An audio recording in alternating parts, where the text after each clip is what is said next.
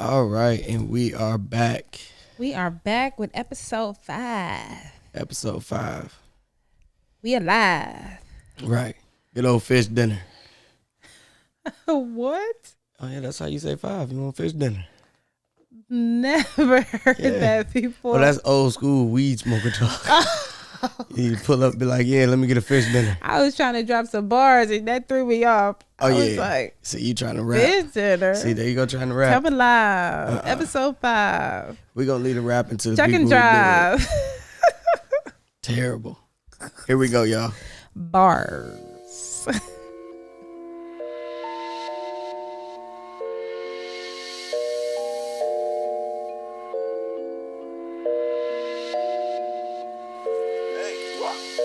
Can't bite my tongue, say what I please. Diamonds dancing up my sleeve. Dropped out school just ain't for me, but I still know my ABCs. Pills of X, got O's and P's. Catching plays, you catching Z's. Trapping out the double tree, just counted up like 40 G's. Ace of spade, let's have a toast. That's $1 million dose. Run up bands and do the most. Still breaking bread with all my folks. Jewels every time I spoke. Zaza every time I smoke. Slept on floors when I was broke. Now I give all my people hope. Food for thought, go grab a fork. VIP look like the fourth. Beat first, I jumped off the porch. We slide on ops like it's a sport. Crack infested, racks invested. Count my blessings, learn my lesson. Odds against me, God was with me. Up a mid and buy a Bentley. Chop it with you, give you gain. You just like me, you feel my pain. Chop it with you, give you gain. You just like me, you feel my pain. Ace of spade, let's have a toast. That's $1 million dose. Run up bands and do the most. Giving game to all my folks. Ace of spade, let's have a toast. That's $1 million dose. Run up bands and do the most. I'm giving game to all my folks.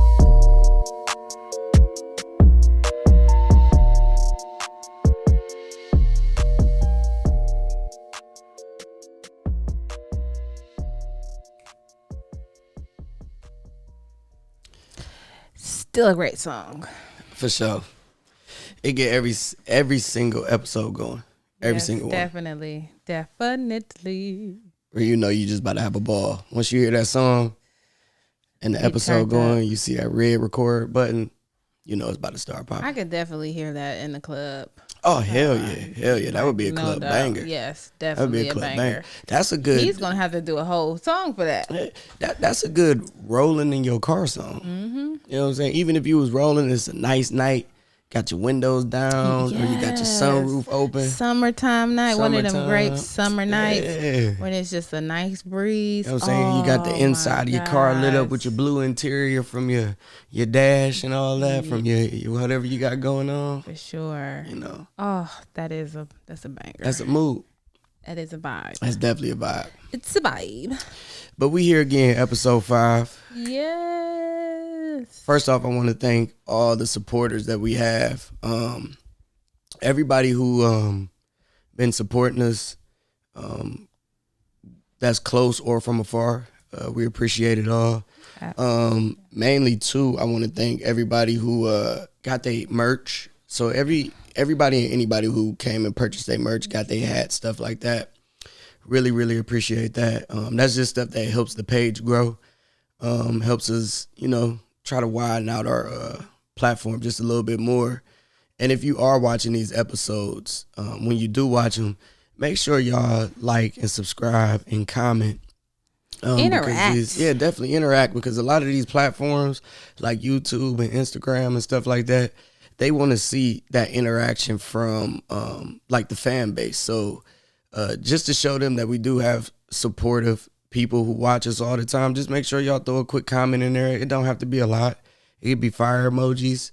You ain't even got to type words. You just put even anything if you're in not there. feeling it, that's okay to put it too. I mean, it's constructive criticism. If it's something you disagree with, shoot it in the comments. Let's talk about it. Or DM me, whatever. It could be talk brought up about on the next episode that we talk about it. We definitely want to hear other viewpoints For sure. besides our own. Exactly. So this episode 5, we rolling it out. And I thought, because of the way this last week been going, hip hop been making a lot of noise. Yes, it has. A lot of rumbling. So I thought a good name for this one would be Rap Snacks. That's dope. I ain't had a bag of Rap Snacks in a long time. Rap Snacks clap. They clap. They definitely clap. I didn't even know they were still making Rap Snacks to Cardi B go. Yeah. But you know it's crazy because when we moved out here in the suburban area, they don't have a lot of stuff out here. That is true. When we first moved out here, they didn't even have Flamin' Hots in a lot of stores. You know how hard it is to find a clear fruit? Yeah. Just a regular clear fruit water? It was almost impossible. You gotta go to the hood. Yeah, you gotta go to the hood. You know, the hood where it's good. And even out here in the suburbs, the prices are high. Oh, man. They killing the game. Well, like, remember, because now, like, a quarter bag of chips, it went up to 50 cents, then went to $1. But then here it's like $1.09 change. Yeah. $1.09. Like, you don't tax. Yeah, like, who want that extra quarter chip? random 9 cents? Right. Not even $1.10, $1.09. You just get 4 of these for $1. For sure. Excuse my voice, y'all. My voice is a little bit out of whack. I had a heated debate earlier with my 2 crazy ass sisters. They kind of threw my voice off a little bit. You 3. But I still got my Barry White going on. You know? And yeah, real niggas drink Starbucks. Just so y'all know. I got you hip. She definitely got me up. Medicine balls, they'll get you on point. 4 extra pumps of honey. 4. Yeah. I only got 2. Ugh. I did it wrong. You did it all wrong. It's all right. And it's then you go good. up a pump when you go up a size. It's still good. Yeah. But let's jump into this. Before we jump into this episode, we get into Rap Snacks. I do want to speak on the whole situation that's happening in Texas right now. Oh, yes. It's crazy. Yes. And, you know, for me, it's like I kind of feel it even more because when I went to college in the Midwest, I became friends with a lot of people. And then a lot of people who went to my school were from Texas. Right. And a lot of my college friends that I still talk to this day live in Texas. A good friend of mine, my roommate, she ended up moving to Texas. So she's in Houston. She was there when the flood happened. And then now with this happening. So I definitely send my prayers out to everyone affected by that, especially, you know, my cousin stays down there in Texas too. Oh, yes, you now, do. Right. So especially my friends and family, I'm definitely, you know, praying for all of you and that, you know, everything works out because it's tough down there. Crazy. They really got a lot going on, and my heart goes out to everybody affected by that. See, I know I got some family down there. I just don't know a lot of them because it's like that extended, you know, family that you see at family reunions. But I do know a close friend of mine is down there now doing his boxing thing, Javez. So, but I did see he put something on Instagram saying like, you know, hey, he appreciate all the prayers and everything that everybody's saying. But he like, hey, we from Cleveland, we could you know, shoulder this load right here. But for those that we don't know, and those that we do know, we do want to say that the $1 Million Dose family is keeping y'all in our prayers. Keep your heads up. Yeah, definitely stay strong. And it's just crazy because this whole event, this crisis that's going on in Texas is showing me that a lot of times our government is ghetto. It's not even ghetto. It's just to the point where like our government has no problem with letting us down. Ghetto. Like they'll let us like the government. Yeah, the government just don't care. Yeah, when Katrina happened, they did that. And now with this whole crisis that's going on in Texas right now, it seems like they're dropping the ball again. Ted Cruz was going on a trip with his family to Mexico in the middle of this crisis. Yeah, they getting up out of there. And it's just like, like you didn't even put any do a state of emergency, anything. Well, I think they did declare a state of emergency recently. Yeah, they did, but he didn't. Oh yeah, right. He didn't declare a state of emergency, and it was just like ridiculous because people were going days without heat, water, food. People were dying in the freezing cold. Yeah, and you know it's so crazy. They said that I was watching something where somebody, actually it was Bum B, had dropped a little video where he was speaking on it, and he was saying like I think it's Galveston, yeah, Galveston, Texas, Galveston, Yeah, something weird like that. they had just asked for like a refrigerated truck to come down there because they needed somewhere to put bodies from where people was dying. And it's crazy because he mentioned something that really, really stood out to me, that I feel like is just a smack in the face to society, period, which Biden spoke on previously a little bit, was like the private sector of like making things where people and individuals can own certain entities that control a lot of people's lives.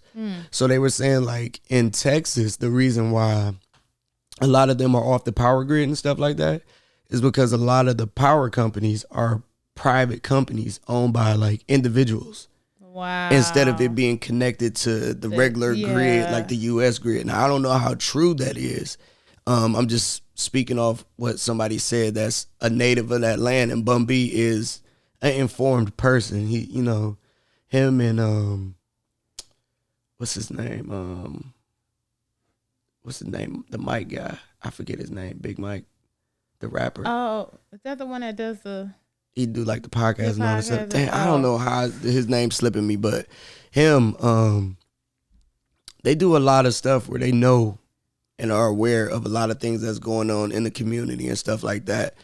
And just seeing like they still letting people privatize things like that is sickening.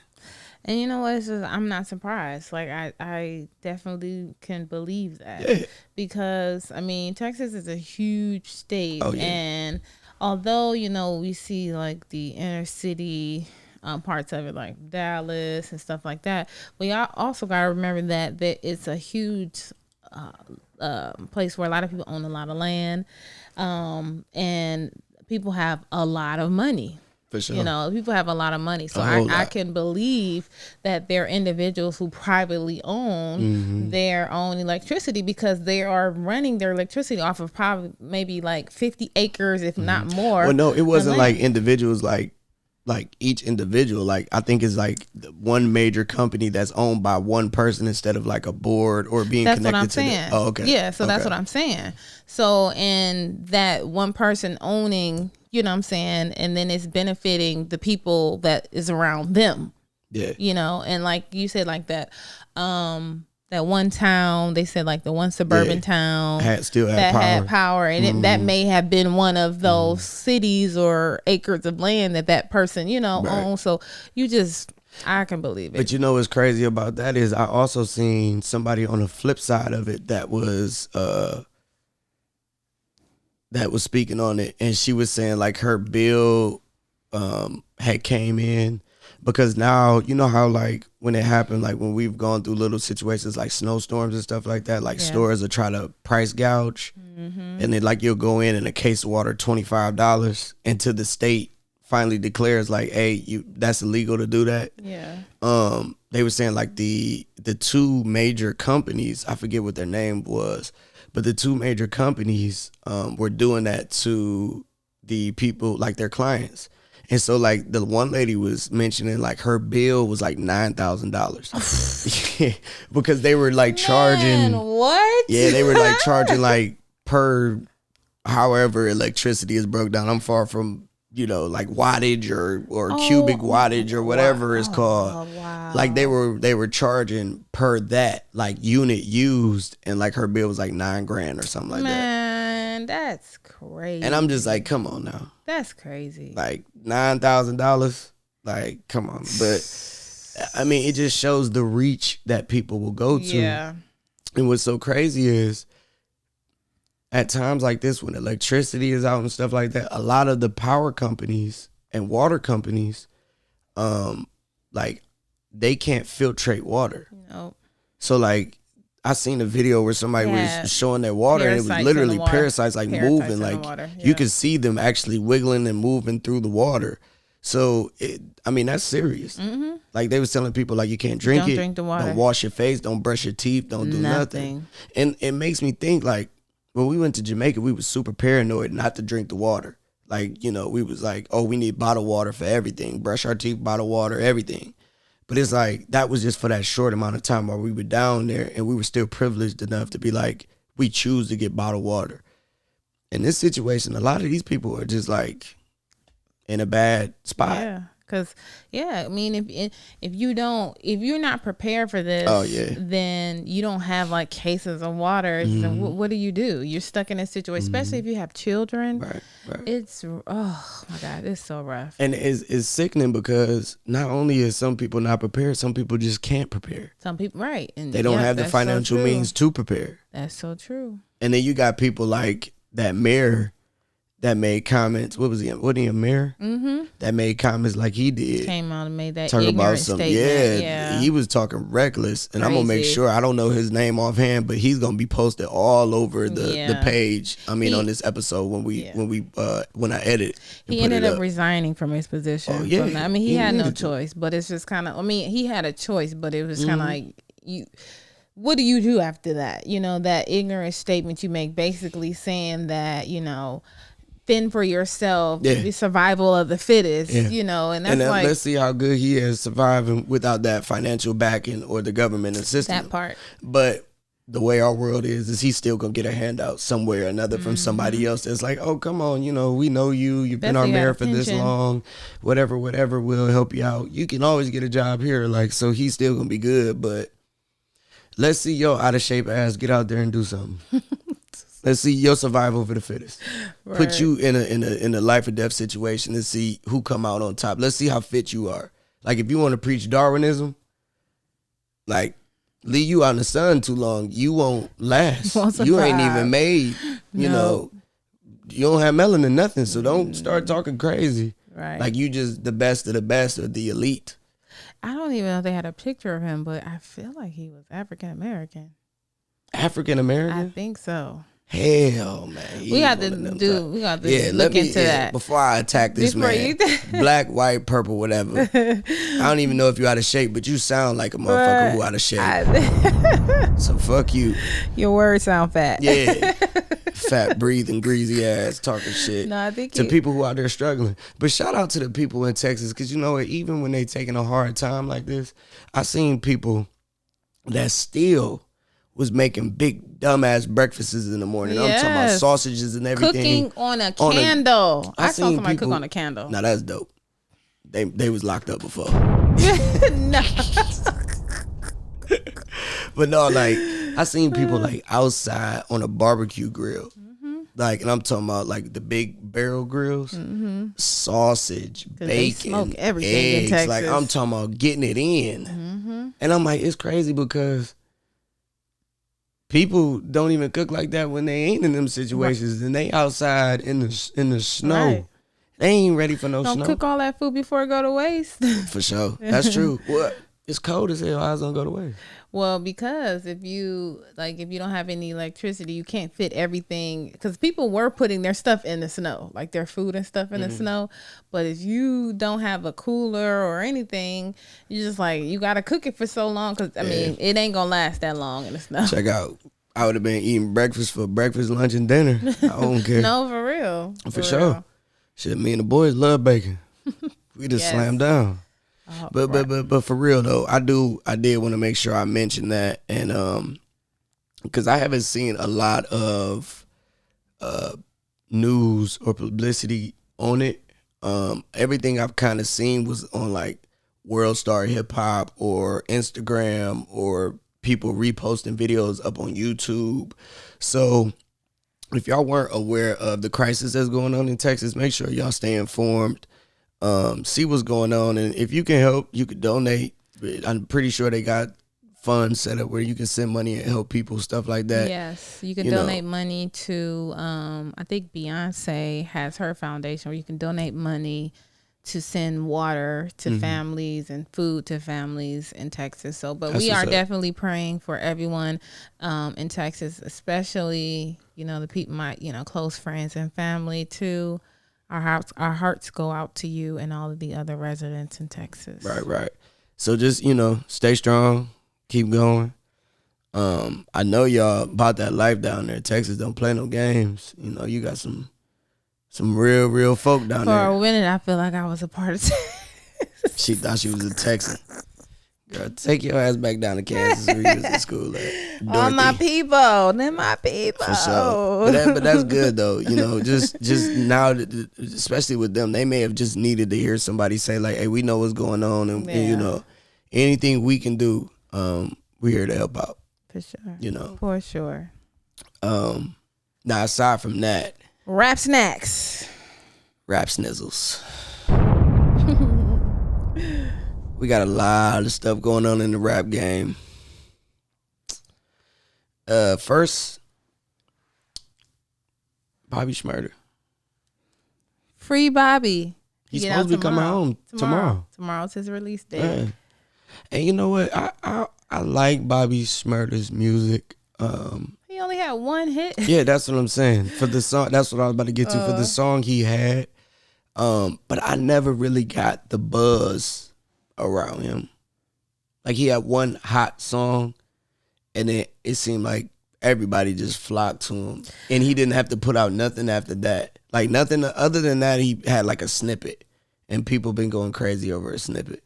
It was more so his personality and his character with being an artist. So he had the hit song, and then when he had interviews, people really just gravitated towards his personality and his character. Because if you go back and watch some of his like his Breakfast Club interview, and he did one with the one young lady when they used to have what is the jams concerts in New York. Is it it's one of the biggest I don't know. I can't remember, but it was one of the radio station biggest jams concerts in New York City, and he did an interview excuse me with them, and he was on there just acting crazy. And you know, back then, I mean, even now, people love somebody who act crazy on camera. Just he reminded me of like a designer a little bit, like, you know, a designer like so he was like on the interview just be like that motherfucker dancing, had his own language, doing all types of crazy so it was just kind of like, and he just like, what is he doing? And it was just like, he's not even on drugs. That's just his personality. Well, we don't know what he on. But, well, no, they asked him. He said, he was like, all right. I mean, well, we don't know. I don't know. I'm only going to take somebody's word for it. I ain't going to do no research. But I was just like, so people loved his personality and his character. Yeah. You know, and I respect that, though, because his character definitely took him a long way. Yeah. He had a hot single. That song definitely was charting. It was playing everywhere. Still. And it's still, you know, it still get a little play here and there. You'll hear it every now and again. And when he come home, you know, he automatically, everybody gonna want him on a track. Yeah. But the thing I don't understand about it is, number one, I know they had like the whole buzz about like him taking more time so his dude wouldn't get as much time. Yes. But from the interview that I just seen with Rowdy Rebel, he kind of explained it almost like it wasn't like that.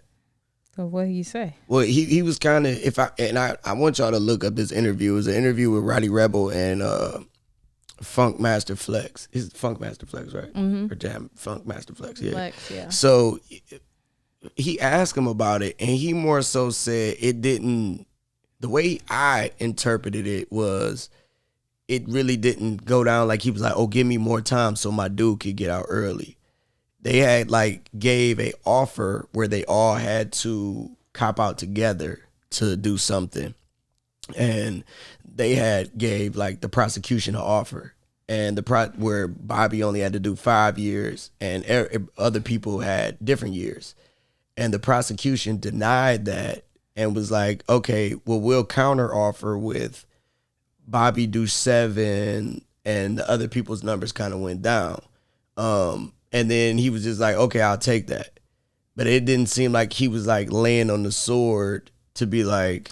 I think part of me, I think that's the way I heard the story, to where it was, he didn't say, I'm going to take the thought and give me more than them. So I you think could get out. Yeah, I think it was more so he accepted the offer that was given, where he had to take more and his friends took less. Yeah. And, you know, people consider him being extremely loyal for that, because anybody else could have just like, man, no, I'm not about to. But see, the thing is when they offered, when they offered the prosecution less years for him. The prosecution already denied it.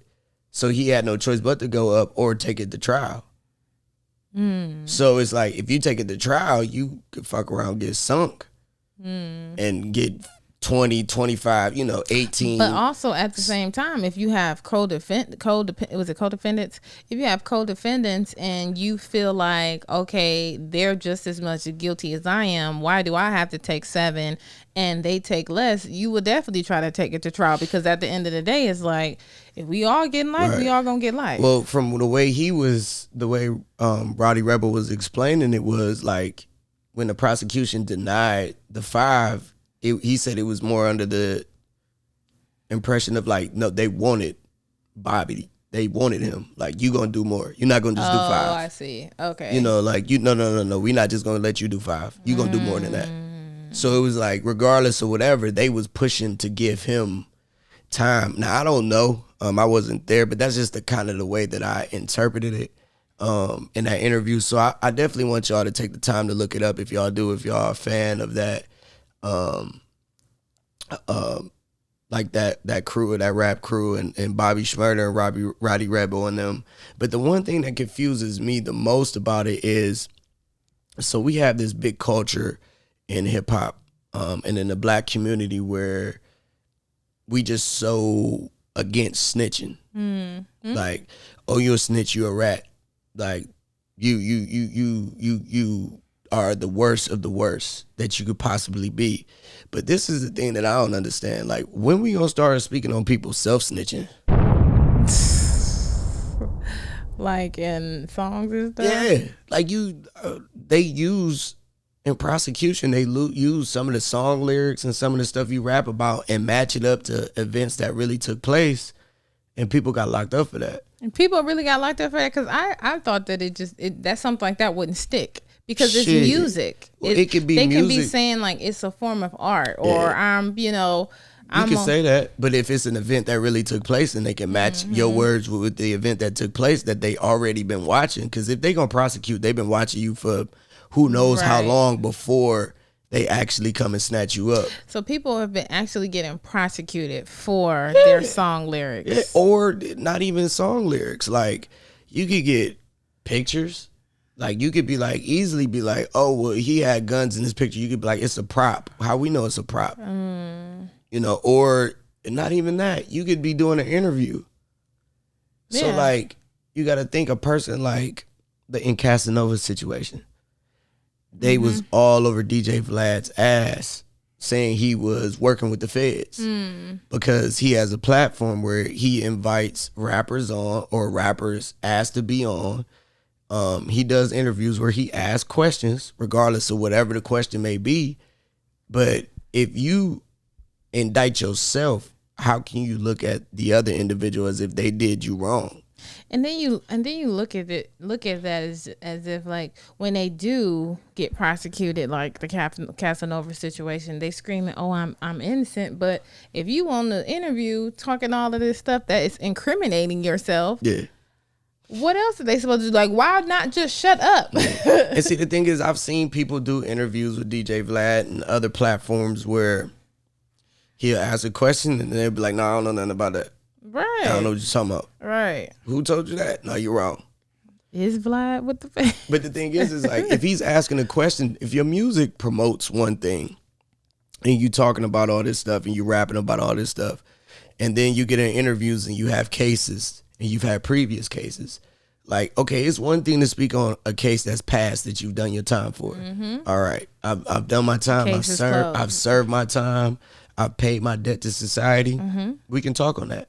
But then if it's stuff that you did in prison, like where you talking about, I had to cut this dude and I gave this dude $150 and whoop, and you speaking on these things that you did in prison that you may have not got wrapped up in, and then later on, prosecution uses these things like, oh, we could use Exhibit A where, you know, he was speaking about he did this, and this. Like, how can you look at the platform and say, hey, you working with the feds? Like, no, I just did an interview and I put my interview out for the public. Like, that's how I get on. Yeah. Like, people like to watch the interviews. I get good interviews. They don't have to answer. You don't have to answer. They don't have to answer. And you don't have to go in details. You'd be like, Right. yeah, what really happened was I met him around the corner, and when we got down there, I shot him 5 times, and my dude came and shot him. Like, it just seemed like people just like, once you've made it and you build this platform for yourself as far as an artist, it's like, you don't got to prove that you hard. You don't. You ain't got to prove that you gangster. They don't understand But then that. it's just like, what are you trying to prove? They trying to prove what they rap about. This is like, but why? Because at the end of the day, you rapping about it still gonna make you money. You ain't got to prove it. Like, just dumb. Yeah, the thing is, though, is like a lot of them get in situations like, and I understand some of them come from environments where they have done things, and some of them just can't shake that mentality. But at some point, somebody got to grab a hold of your ass and shake it out of you. Like, hey, you feed too many mouths to still be out here doing the silly stuff you're doing. And the reason why I'm speaking on like the music industry and stuff like that, because you got, Bobby Shmurda, he's looked at as like one of those stand-up guys where when he gets out, he's probably gonna get praised till the cats come home. Of course he is. People gonna be dropping money off on him. They gonna throw all type Being of jewelry loyal, around his you neck. not a snitch. Yeah, they gonna do this and do that. But then at the end of the day, it's like, at what point do you put your boys in the streets over your family? Like, people crash at 6ix9ine saying he's a snitch and all that, but it's like, so you preferred him to get locked away from his kid and his mom and everybody else? That depends on him. For the sake of other people? And people that he felt like it was doing him wrong, people that he said was, they was have sex with his girl, they had kidnapped him, they robbed him, they ran up at his mom's house, all type of crazy shit. So it's like, now you expect him to protect them on the strength of a code that nobody follows no damn way. And it's sad. It's sad and dumb because him doing that has affected his career. Yeah. Because like, even now he's gotten out, he dropped that album and the sales were down. They were terrible. Because everybody believe in this no snitch mentality. Right. Which now don't get me wrong. If you out doing dirt, if me and you in a car right now, we doing dirt and we get caught, and one of us say, oh, I'm gonna snitch on the other one, now I feel like that's dead wrong. If y'all was equally into what y'all was into and y'all was doing dirt and y'all get caught, then you take that shit on the chin. But if it's like a situation where you like, man, I ain't really even wrapped up into all this shit that they end up wrapped up into and all this other shit, like, and I ain't about to do no time for them. Like, at what point do you just be like, man, code or not, I ain't into it? Because that whole no snitching code, or that being dedicated to the street code and all that, because at the end of the day, regardless of whatever going on, people still keeping 6ix9ine name hot. Like, you see him arguing on the I just seen him arguing on the internet with like Meek the Mill. Chicago artist,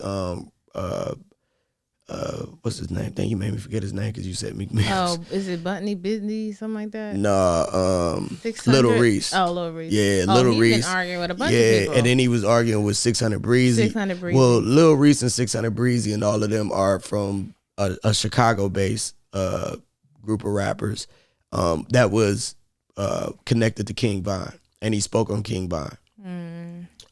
So of course he still had beef with them for speaking on somebody who's dead, which is outrageous to think about, that they even get offended by somebody speaking on the dead, because they kind of created that culture of talking about smoking on the pack and speaking on dead people. Like, and they started that. And I feel like 6ix9ine is addressing them because he's still trying to get a reaction out of Lil Durk.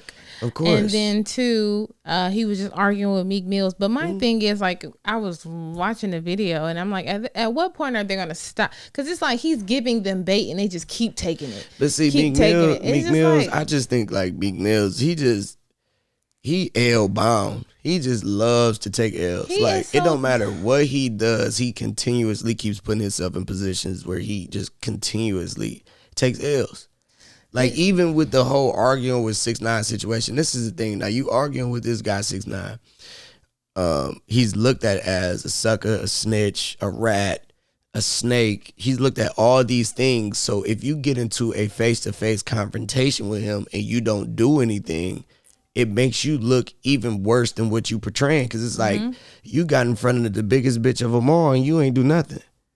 Like, only thing y'all did was argue back and forth. Like, but then it's like after you argue with him, you want to try to take the high road and then not respond anymore. But it's like you should have did that from the beginning. But I don't feel like he did that either, because he as soon as that happened, he previewed like a little diss track.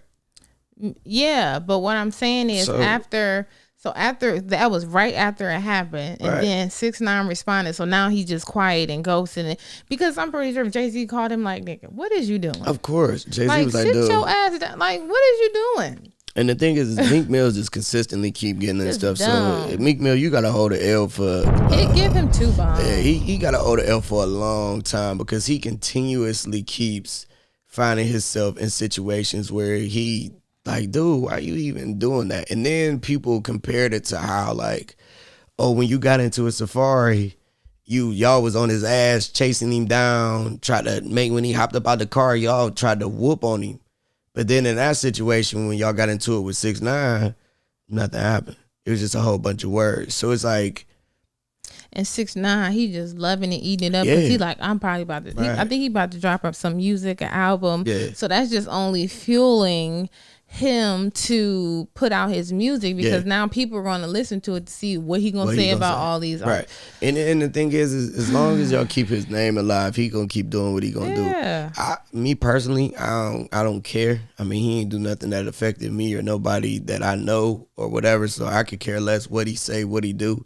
And for real, shout out to him, because he know how to keep his name rolling even when he ain't making no music. The thing is, it's like, just trolling dumb. Or not. Yeah, and that's the thing. It's just dumb, because it's like you said, everybody talked about him so bad for snitching. He was a rat, just dogged him so bad. Well, if he's such a bad person and he's such a rat and is snitching, all this other stuff, why do y'all still bring his name up? Right.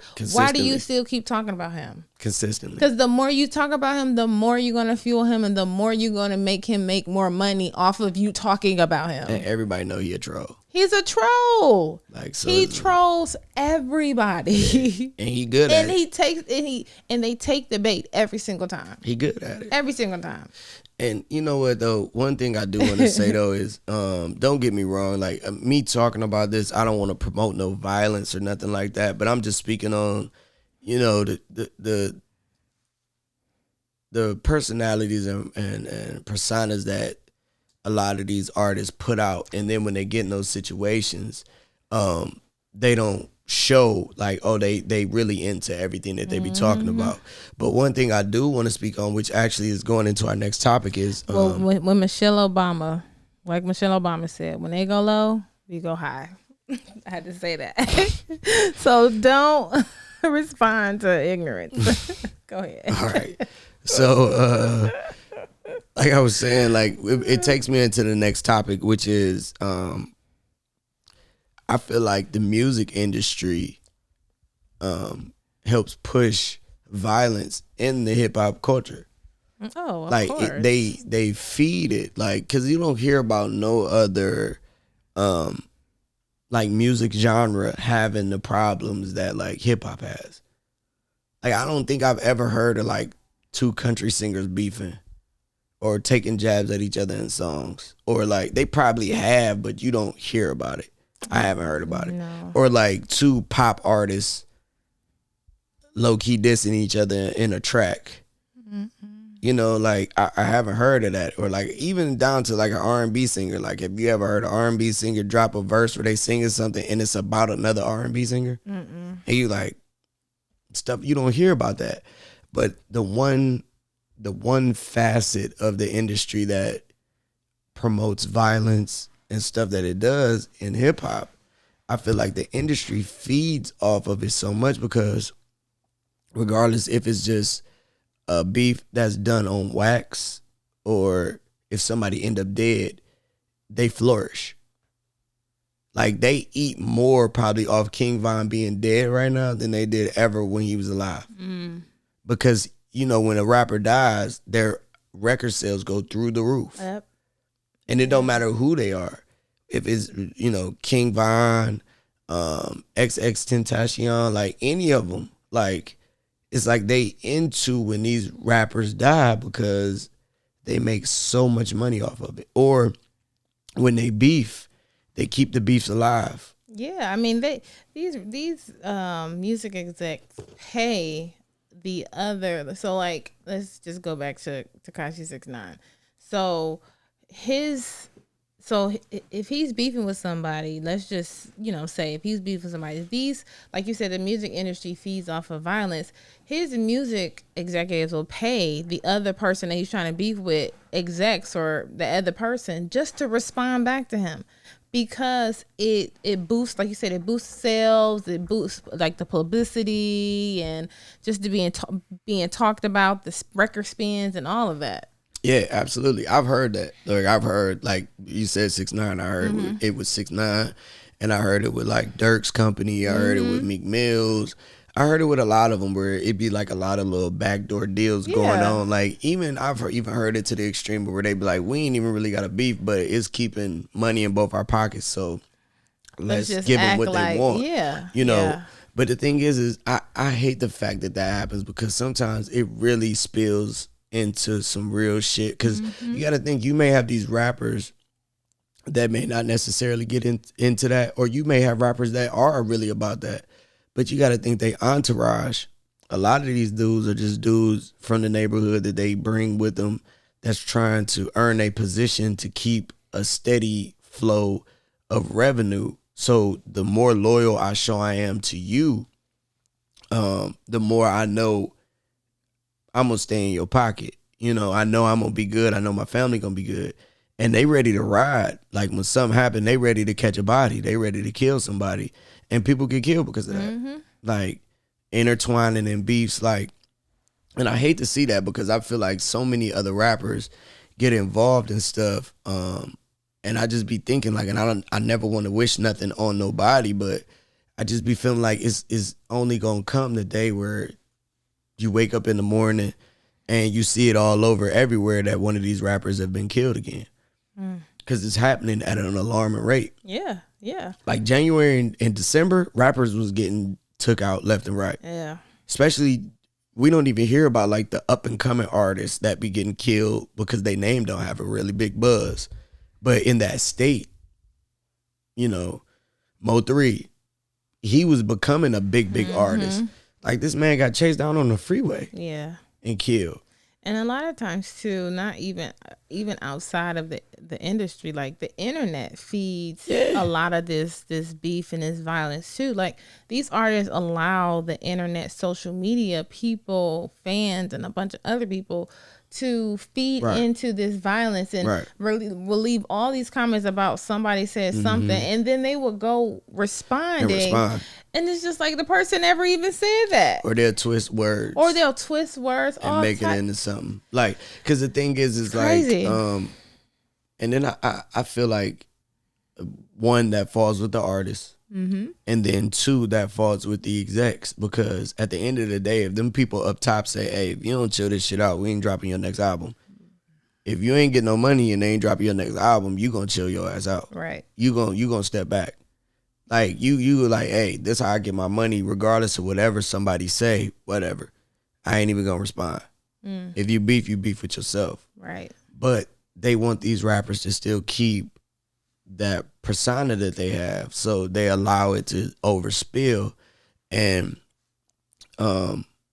it creates a lot of trauma. Like I don't think people realize the trauma that happens. Like number one, a lot of these artists probably already have past trauma just growing up and coming from the neighborhoods that they've come from, just everyday experiences in life that most people that live in bubbles wouldn't even expect somebody to have went through.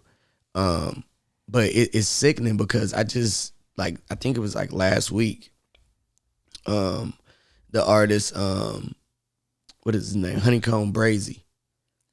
Who? Yeah, it's this artist named HONEYKOMB BRAZY. Oh my goodness. Yeah, and he had just remember I showed you the video a minute ago, like where he was talking on camera, and he had bought like a Kobe jersey that was too big, and he was saying like, hey, I just came home from jail.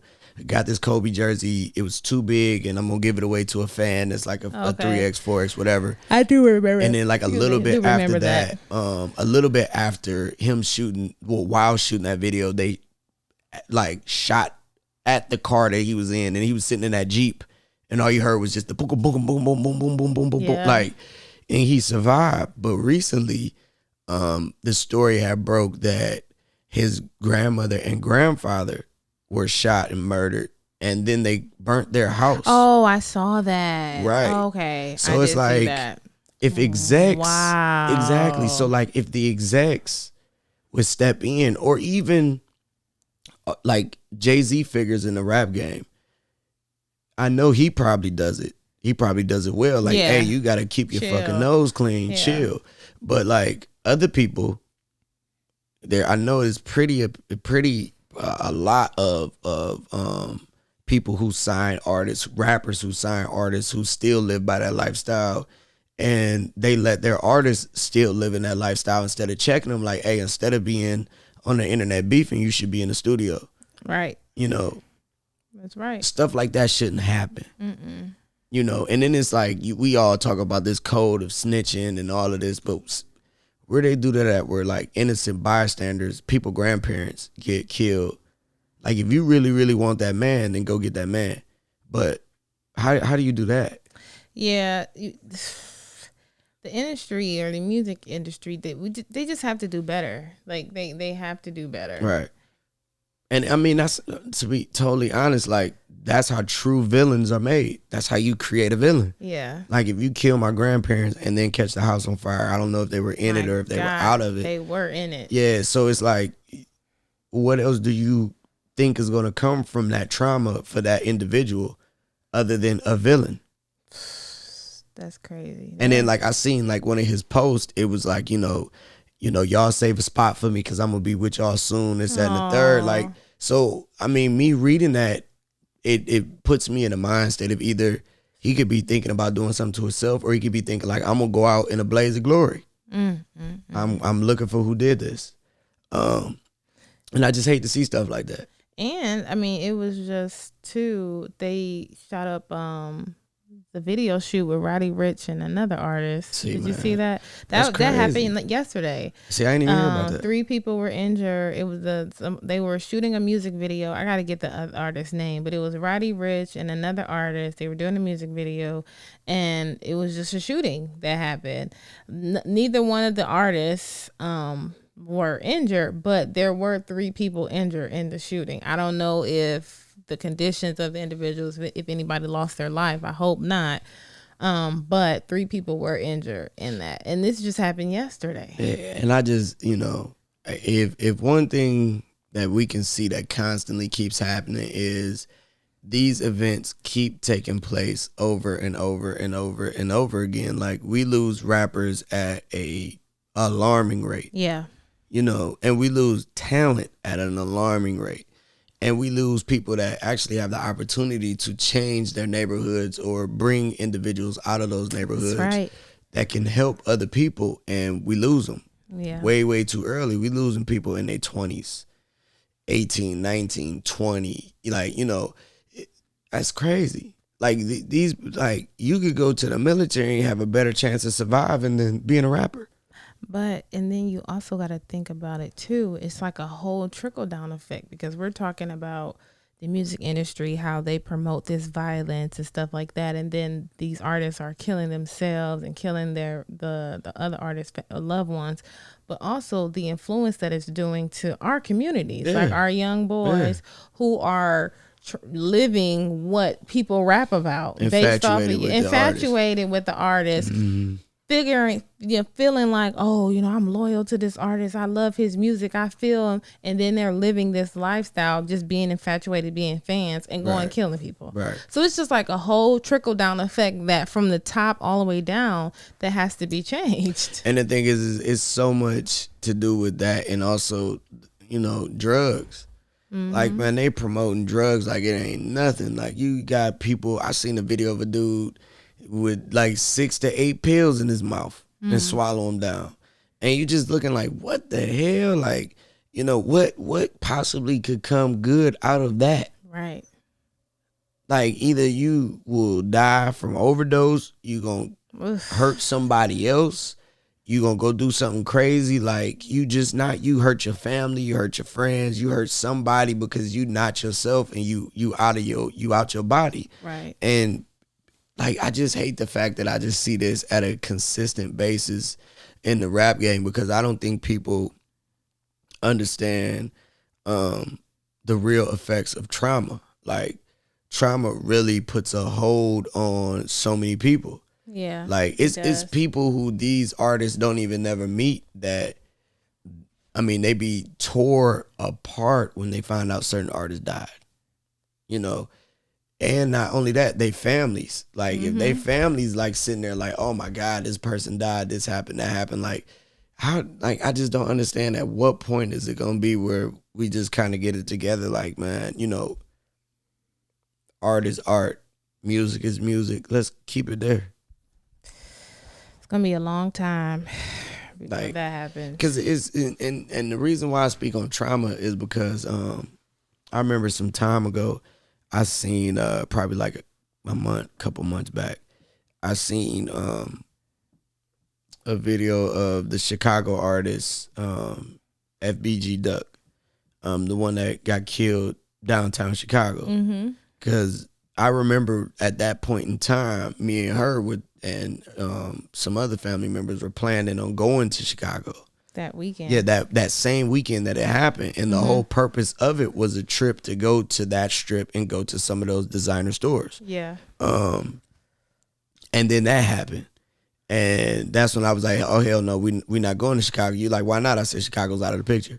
Like, because they doing stuff like this in neighborhoods where, like, you can't even comfortably walk down the street and go in a high-end store where they supposed to really be on top of it, and people getting gunned down in the middle of the street in broad daylight.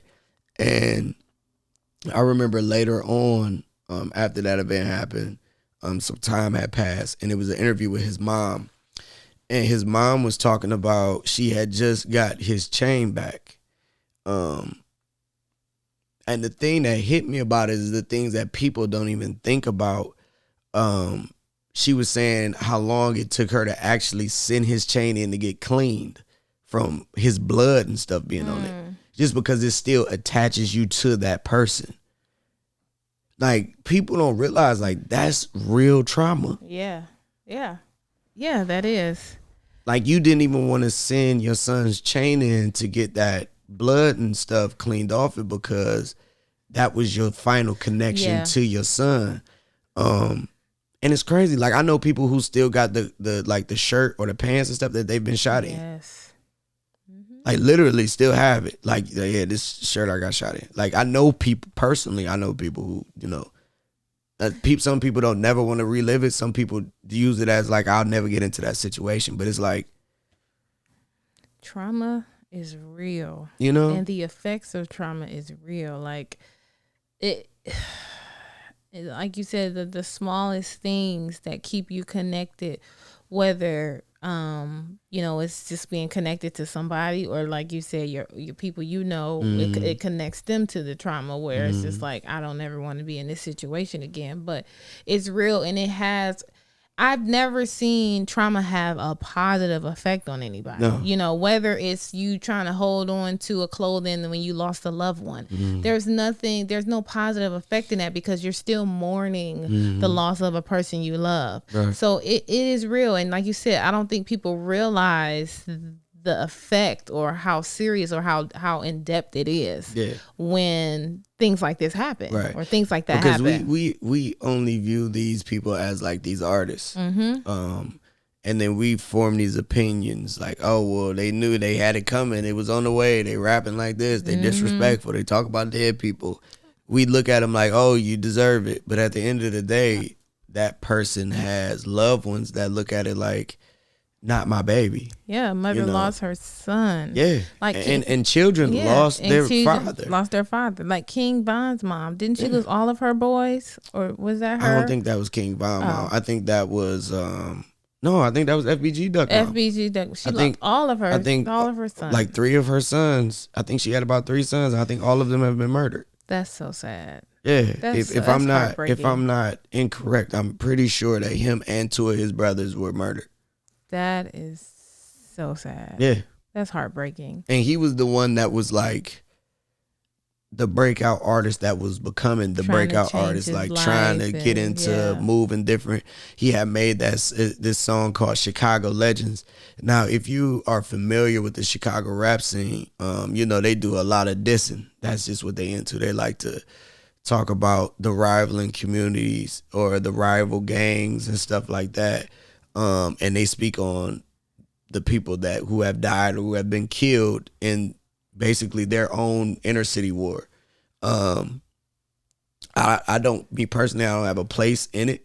But just from the outside looking in, I do remember he made a song like a little bit before he died, probably not like really, really close, but in proximity, called Chicago Legends, where he spoke on people from rival neighborhoods and rival gangs. And it wasn't in a negative manner though. Oh, okay. It was like really propping, giving ups, like, hey, you know, I'm done with the this and the dead, and I'm done with this and I'm done with that, and you know, I'm trying to bring the community together. We could be making money together. You know, hey, this person, they got killed because of that, but I thought he was dope, and like little stuff like that, like just giving flowers where he could, even to people that he had issues with. And the unfortunate part about that is, it's just like, even though he made the decision to try to walk away from that violent scene, it's just like, it doesn't take away for all of the negative things or the violent things he's done prior to that moment that people didn't forget about. Right. And that's the thing that's crazy is right after he dropped that, people were still speaking on dissing his dead brother, and they're, you know, you hear everybody talk about smoking on Tuka. Even down, I watched an interview with his mom. I think they said that murder took place probably more than 9 years ago. Like it's probably been over 9 years since he's been dead. And he died at, I think, 15 or 16 years old when he was murdered. And now you have people who have grown who are now 24, 25, 20. Because if it happened close to 10 years ago and he was 16, then these people are 25, 26, 27 and older. And you still bringing up the name of a dead 15 or 16-year-old. Wow. That makes no sense. That's crazy. You know, and right after he made that song, like people was still being disrespectful, mentioning his brother's name. I think one of his brother's name was Brick. Speaking on Tuka, speaking on other people that was close to him. And then he made a song called Dead Bitches, where he disrespected everybody again. So it was like, you know, and people say his death had nothing to do with that. It's so much controversy around, like people saying it was the music industry had something to do with it because he was up and coming and they couldn't have this rival and this rival from Chicago. Like, it's so many different stories that have come out in conspiracy. They said his friends backdoored him and had something to do with it. Oh my God. But you never really know. But the thing is the whole thing is like, it just needs to stop. Yes. Like, I love entertainment, don't get me wrong. It was at one point I was so wrapped up in their scene, just listening to their music. It was almost, I felt like it was people I knew, because I had just been watching so much of them and seeing what they had did or what they have been claiming to have done, or people, stuff like that. So it was just like, I was just so wrapped up in it because it was something new to me. And not the violence part of it, but just it intrigued me because of, one, they came out with a whole sound, like the whole drill music. That's like a Chicago scene thing. I know New York is running with it right now. With like artists like CJ and Pop Smoke and all of them making drill music and, you know, all of that. They running with that wave now, but then you got like them over in UK doing their form of drill music, and it's still a nice form of music as far as the beat, the way the rhythm. Nice, you know, you done heard Drake jump on a UK drill song, and he ain't talking about killing nobody or nothing like that, but it's just a good beat to ride. Yeah, so it's like, okay, bet. But Chicago just had a whole different thing going on. Like, I remember the first time it caught my attention, it was like an artist went to the grave site of a dead rival and was like, shot the whole video at his grave site. And like, was talking all type of stuff, talking about he was gonna piss on his grave, talking about he was gonna dig him up, had a shovel so he could kill him again. Just crazy stuff like that. That's wild. Yeah, and it was just like, that's wild. not to sound crazy, but it was so dark that it pulled you in. Like, like that one TV show we watched, what was it, The Outsider? The Outsider. It was just such a dark, bizarre show that it just pulled you in. Yeah. And that's what it did for me. It was such a dark thing that I was just like, what? Like, because that's one thing that you never, even if you got into an argument with somebody and you was like, oh, your grandma fat. And if that person said, man, my grandma dead, the first thing you, but my bad, I didn't know your grandma was dead, but your mama ugly. You never disrespected dead people. Right. And that was just a regular thing. Every time people talking about smoking on a pack of somebody that's dead, whatever, and it's mind blowing. It's crazy. Yeah, like the generation is just so different than what it was when I was growing up. It pulled me in.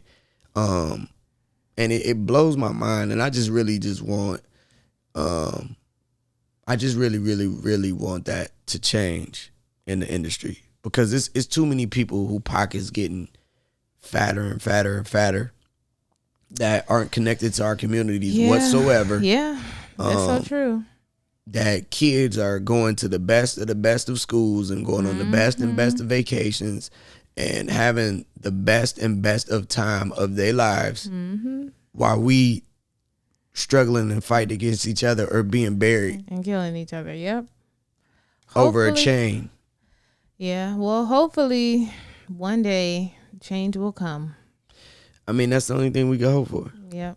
But I mean, where does it start? Where do we push it at? But I think it definitely starts with somebody in the music industry, like one of top Jay-Z's of the music industry, and it has to start, and people has to stand on it, and not just do it when something traumatic happens, right. Like when a rapper dies, then everybody want to come together. No, like let's just continue to do this constantly. Let's not do it when somebody who is well known in the industry loses their life. Right. Like when Dr. Dre, it wasn't nothing violent, he wasn't into no violence, but when he had that aneurysm, he was in the hospital.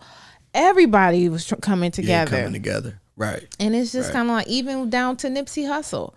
Everybody came together, and it's like, Crips and Bloods all of a sudden now want to come together, take pictures together when Nipsey Hussle loses his life. May he rest in peace. But it's just like, why do something have to happen for everybody to come together? Like, we should be doing this constantly. Mm-hmm.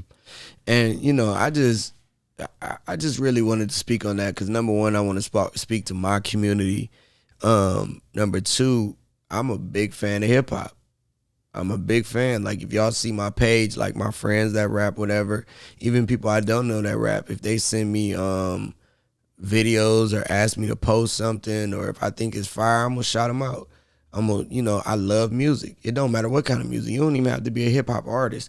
But I really feel like the hip hop scene is the one that's getting hit the most with all of this. Like, other genres do have their problems with like overdosing and stuff like that, where they're like, oh, a star was lost because they OD'd and stuff like that, which we have that in the rap scene as well.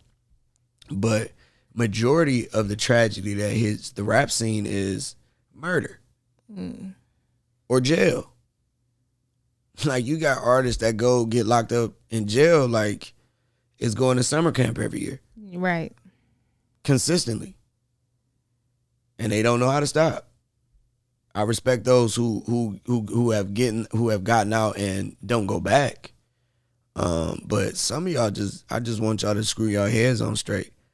Like, y'all got too much of a good opportunity to let it be just thrown to the wayside because of outside interaction or people who just want to pull you down. Mm-hmm. Like, that's the best thing that, somebody who dislikes you do. Like, why give your hater any type of comfort? Like at what point do you want your hater to be comfortable and sitting at home smiling? Right. Because of you making a fool of yourself, or you getting locked up, or you getting sued, or you dead. Right. Like, that makes absolutely no sense. And I just want that to stop, So, and I feel like a lot of it stems from this mentality too that goes on in the rap industry and the sports industry, even in the regular workforce. It's still this mind state of like this slave master mentality, Mm-hmm. where it's like you're nothing but a piece that they use to line their pockets. Get rich. I mean, even down to NBA and NFL players, I respect that y'all out getting that bag. I mean, they getting paid millions upon millions upon millions. Yes, they are. Getting paid top dollar. But at the end of the day, they making millions, but that owner is making billions. I don't think people understand the difference between $1 million and $1 billion that much. You don't. They don't understand it. I was like one of the NBA owners that I like is Mark Cuban. He is one of the good ones. And he is extremely wealthy. Extremely wealthy. Fuck you money for sure. Yeah, Mark, we know you got it. Yeah, he got it. We got it. But at the same time, he distributed well. When COVID hit, he continued to pay the salaries of all of his employees, even though they weren't working. Shout out to you, Mark. Who worked in the stadium and stuff like that. He continued to pay the salaries. So he papered up, but he's doing well. He's giving back. So he papered up the long way. And it's a good thing that there are, and I'm pretty sure it's a lot more owners out there. I mean, majority of the owners don't even know their names because they just, people that's at that level, a lot of times we don't know their names unless they're like a Jeff Bezos or Elon Musk or Warren Buffett or Bill Gates. I'm about to say Bill Gates. Yeah, Bill, he been rolling in it since who knows. Bill don't even know what it's like to yeah. I don't even think he probably don't even care. Can you imagine the last time he seen cash? But then, like, just to also go back to like what all of this stuff is, just like, even though, like you said, it's like the slave mentality. For anything to work, everybody has to play a role in something. Yeah, you definitely gotta have a role. So some people are just okay with being workers and employees, but others don't want to be. Like, I'm not about, like, a lot of people, you hear a lot of people say, I'm not about to, work a 9 to 5 and clock just to make somebody else rich. I'd rather invest in myself and make myself rich. And that's a good mentality to have. There's nothing wrong with thinking like that. But then on the other side is there are people who are okay with working a 9 to 5 and who's making really good money. Yeah. You know what I'm saying? You don't always have to be broke, but everybody has to play a role in something. And I understand playing a role, but it's a lot of people that's at the top that have that role at the top, and they could give a fuck less about anybody who's up under them. And they still have this mentality of showing that it's still a role where a lot of wealthy, well-off white people, I'm above you, you're beneath me, make money off of struggling or athletically inclined. I mean, slave masters, what was the main? They wanted the biggest black bucks. Sounds like the government. Exactly. They wanted the biggest. like they America. wanted the biggest black, strongest black dudes they can get to work on their plantations because they knew they was gonna get the most output out of them. Yeah. It's the same thing. It's like they playing a game, and I understand they make a lot of money, but money ain't everything. No, it's not. Because at the end of the day, it's not. If you being disrespected, like Deshaun Watson and his situation going on in tech with the Texans, obviously it's a disconnect where he feels like the owners and the coaches in them have that good old boy mentality, and he want to get out of there. Right. And a lot of them do, like and I hate to bring race into so many things, but it just plays a major part. Like I watched the interview. Sterling. Oh man, Donald Sterling was, yeah. he was one of the ones that got caught slipping. Like, but just imagine how many others Christmas dinners he's been at with other owners where that's just how they talk on the regular. And it just so happened that he had a disgruntled side piece that was ready to air his shit out. And she did. Yep. Like, oh, okay, you gonna stop cutting the checks and you ain't gonna do this, you ain't gonna do that. All right, well, your wife gonna know about me and the world gonna know you're racist. And shout out to her for dropping that. Because, even though it was a play to get herself up, but the world needed to know what kind of slumlord he was. Yeah. So it's good to know that. But it's just a lot of, it was somebody I was about to talk about right before you said Donald Sterling, but it's just a lot the good of old boys mentality. Yeah, that good old boy mentality. It was a point. I forgot what it was though, but hopefully it'll come back. But it's just a lot of people who just don't understand. And don't get me wrong, I'm not knocking nobody who work a 9 to 5. I'm not knocking nobody who wakes up, put them shoes on, put that worker hat on, get in that mind state, and they go get it however they get it, whether it's out the mud or whatever. Right, absolutely. But I just want people to understand that time is something that you shouldn't put a price tag on. Right. At all. Right. I was just going to say it's a bomb for that. Yeah, like you can't put a price tag on time. Nope. Because that's the one thing you don't get back. You don't get back. You don't get it Regardless of how much somebody compensates you.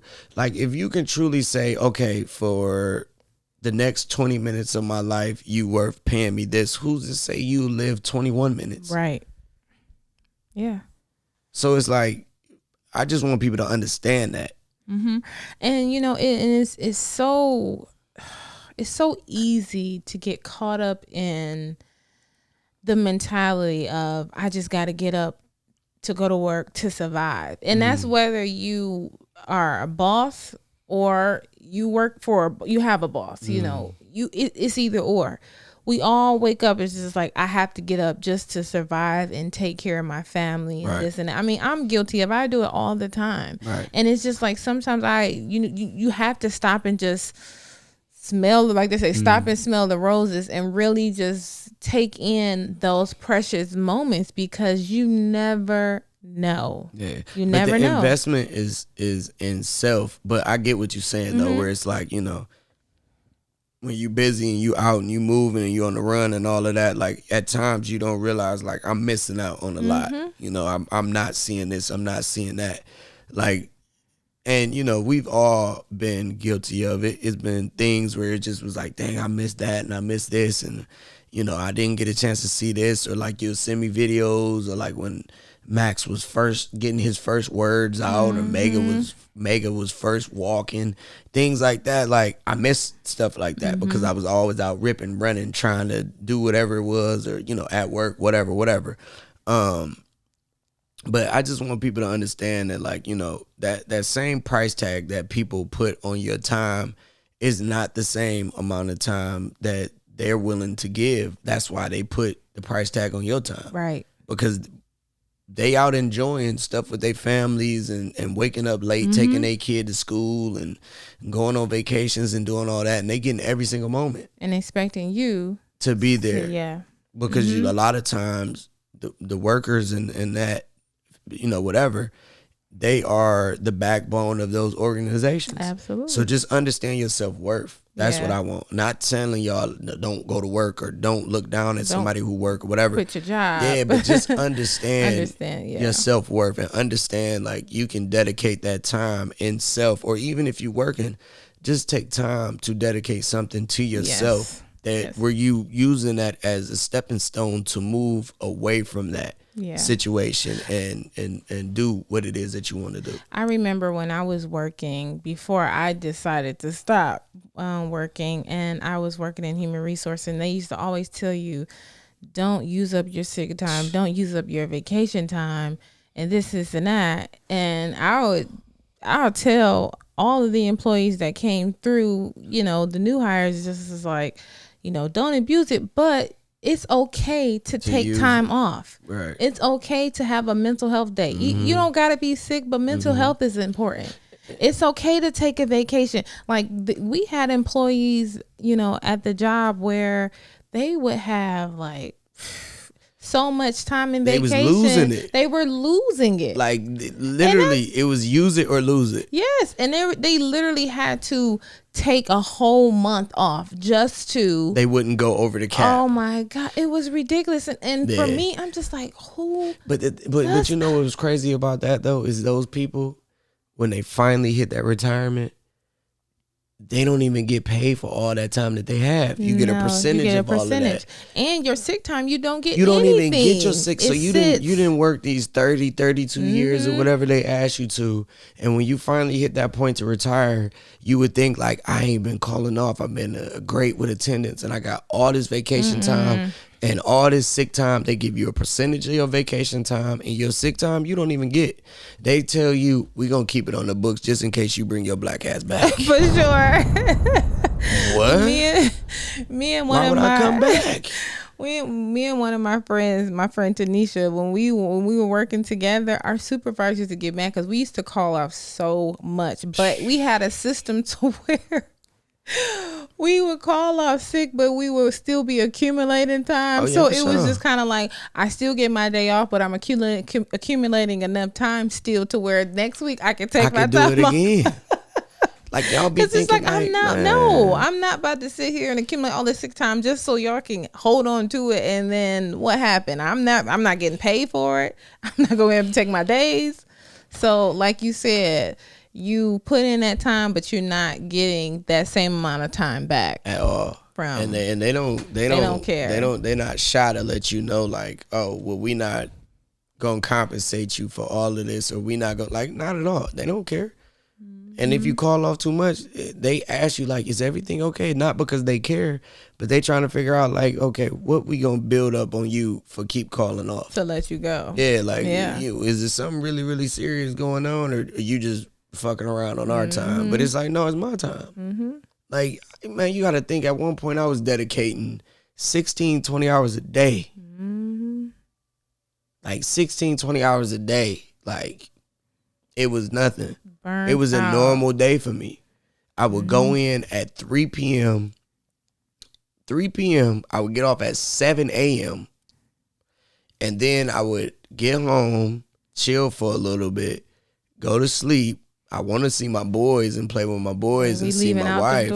Yeah, but they probably leaving out of the door. And if they stay home, you slept until it's time to get up. I would sleep until it was time to get up, or I would make myself get up early so I would be able to have a little bit of time with them before I went to work, and had to be right back to work at 3. So within that 8 hours of you trying to sleep, spend time with your family, eat, run a couple personal errands, you don't get no time. And then you going right back for another 16-hour shift.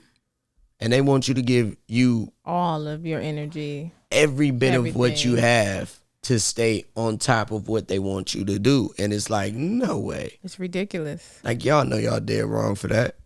But that's just the work industry. That's just that mentality that, why in the world do you work a whole year and in some places you only get 2 weeks, a week for some? Yeah. In some places like McDonald's and stuff like that, I don't even think you get paid vacation time off. Some places you can't even get your vacation until you work a whole year. Exactly. That's what I'm saying. Why do we have to work a whole year before you get like, yeah, that's true. You got to get that year in the hole before you get those. Yeah. You know, it's crazy. And then this, man, it just is just wild. But see, and I feel like that is the United States though, because there are, even down to maternity leave for women and things like that.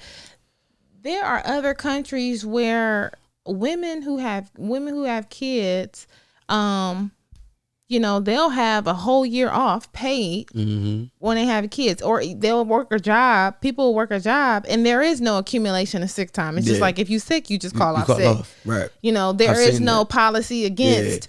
It's like, well, don't abuse it, but if you sick, you sick. Yeah, you sick, you just call off. Or how many days do I have? You don't have it. It's no amount. Number. It's just like if you sick, you sick. You sick. Like, don't get it crazy with it, but if you sick, you sick.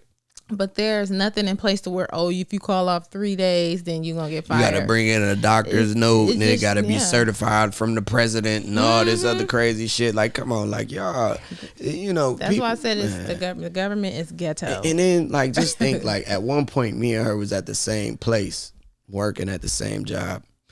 And this is how crazy it was. When she was pregnant, she was taking maternity leave. Maternity leave. Yeah. She was taking maternity leave because she was about to have the baby. And with our first son, the job I was at, they also gave me maternity leave. It's still maternity leave, right? Or is it paternity leave for me? It's paternity leave for you. And maternity leave for you. Leave.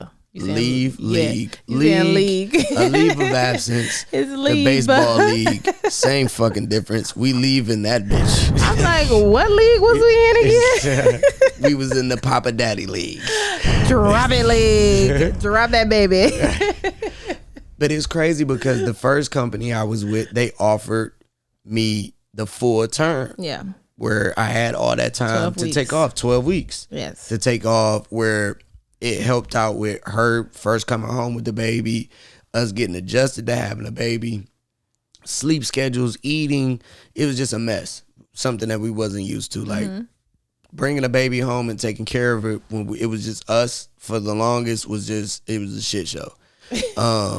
But when we both got at the same company together, because we were married, it was almost like we were punished. So their policy was, if you get pregnant and your spouse works in the same, for the same company in the same building,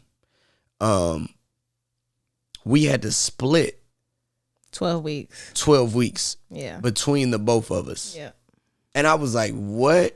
And the policy was that only if you were married. If we wouldn't have been married, and it would have just been a scenario where baby she daddy, just baby got mama. Yeah, like we would have both got 12 weeks apiece.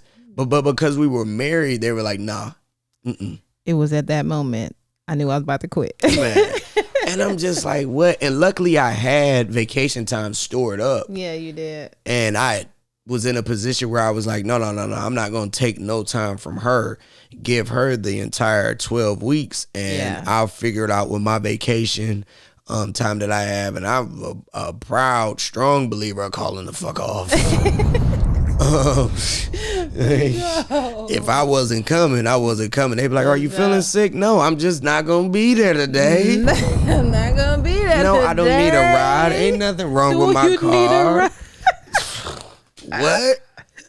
We'll Uber you to work. I done called off, and I'm talking to her like, hey, I got the day off. Like, you going in? She like, I'm feeling a little sick too. Yes, we.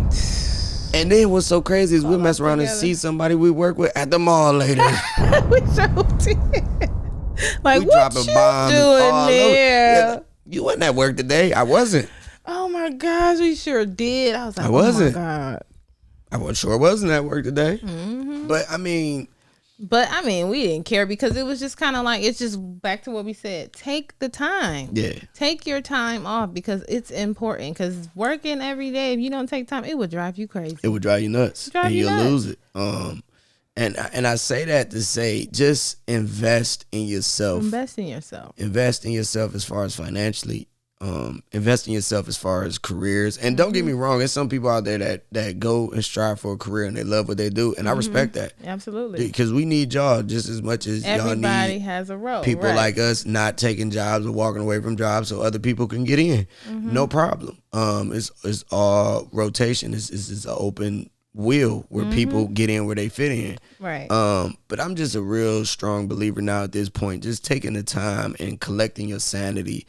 And at the end of the day, like, don't look back at your life and feel like I shoulda, coulda, woulda. And regret, yeah. Like that's like the worst feeling in the world. So don't do that. So like if you know you're in a situation, and I ain't telling nobody to do nothing crazy, but if you're in a situation and you know you're not happy, start looking for something else. Reevaluate yourself. Yeah, start looking for something else.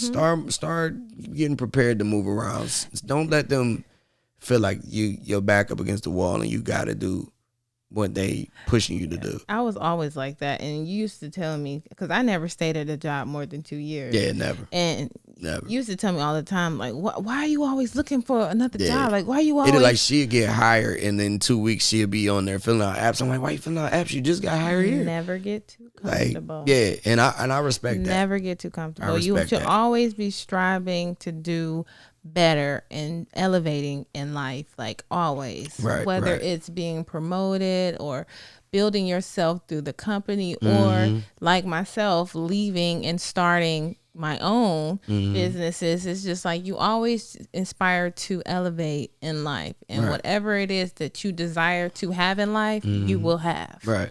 And that's the thing, like stepping away from those positions to build on something that you want, it's a big step.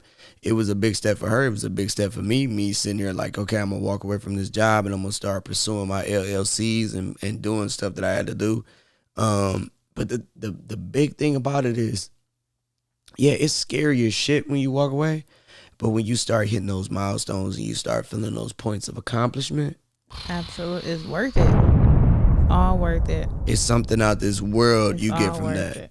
So shout out to those everybody who doing their thing. Shout out to everybody who just in different positions and in different roles. And anybody who just looking for a different role or trying to do something new or just feeling like they lost.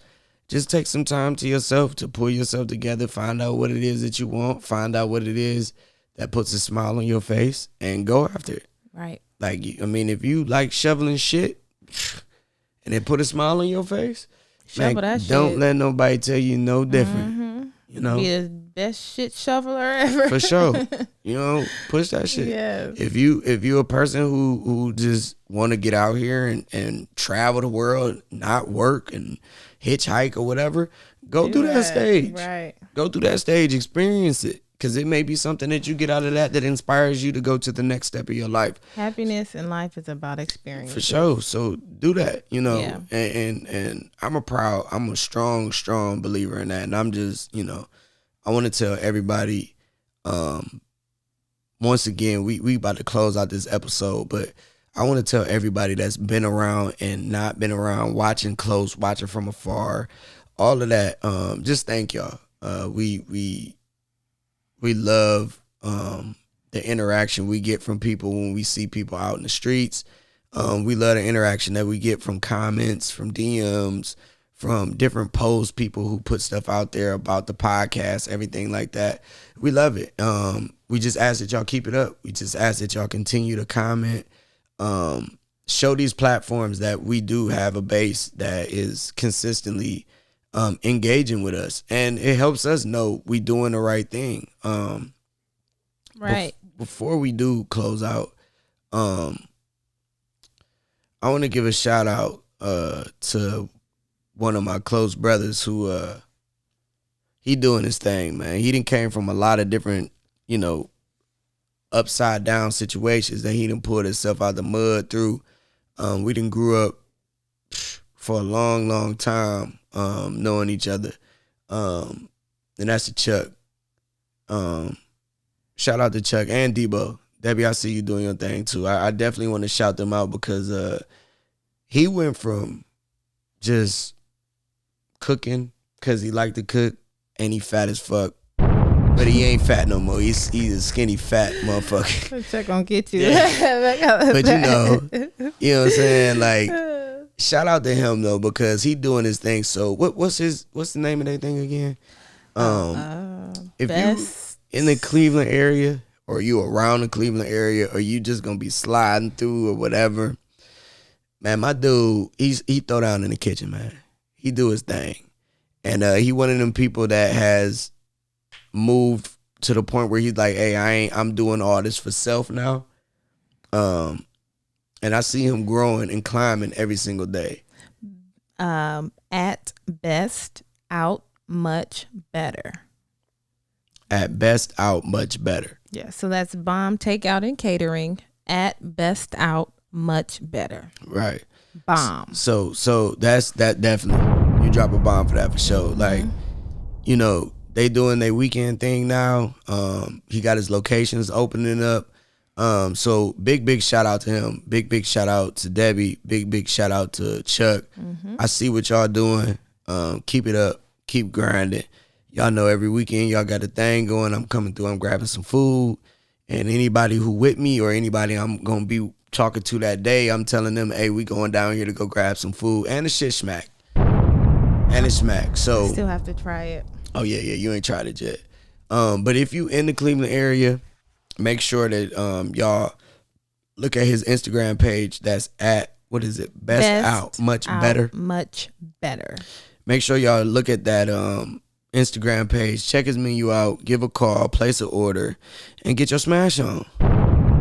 You know what I'm saying? That could be a part of your pregame. The curfew is lifted. The city back open. If you about to go out, you know you need some good greasy food in your belly. Before you drink that little light. You know what I'm saying? Before you get that do it fluid in you, go ahead. Go get some food. Do it. You know what I'm saying? Burgers, chicken, all that good shit. They do it up. But outside of that, we do want to thank everybody that was here today. Thank y'all for continuing to support us. For sure. To support the podcast.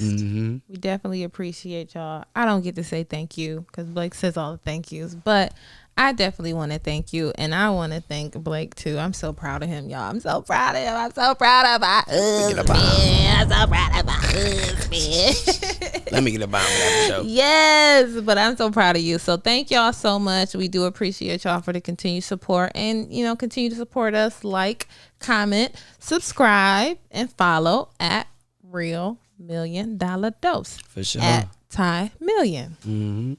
Hey, what was Top Million Official, ain't it? Ty Million Official, yeah. Okay. Thank you for correcting me. Yeah. At Ty Million Official. But yeah, and we got good stuff coming up on the upcoming episodes. Yes, we got some guests coming in. We got guests finally coming in. We got a lot of things going on that we're gonna be doing. So just stick around. Make sure y'all stay glued. Turn them notifications on. Like, share, comment, subscribe, follow. All that good shit, as I say every single time. All that good shit. Just do all that. Just let us know that we doing the right thing. We headed in the right direction. And we going to keep giving it up. Also, I do want to celebrate. I know this ain't a lot of people, but for me having my page for 2 months, I do have good organic growth where I've hit 100 followers. That's a big thing for me. To go from nothing to 100, Yes. And I got a strong base. I got a lot of people who actually around. They not the type that's just around because it's like, oh, you follow me, so I follow you back. Yeah. These are people who actually just dedicated and following me because I follow 4 people. That's right. So congratulations. Yeah, for sure. Yeah. So shout out to y'all everybody who following, everybody who's supporting, and everybody who ain't get on the motherfucking wave before you get ran over by it. Okay? Because it's coming fast and it's coming hard, so y'all better get with it. Don't drown. But outside of that, though, we going to drop them good tunes. Thank y'all. See y'all next week. We going to see y'all next week. This is the end of episode 5. And we going to pull them good vibes out and end this the right way.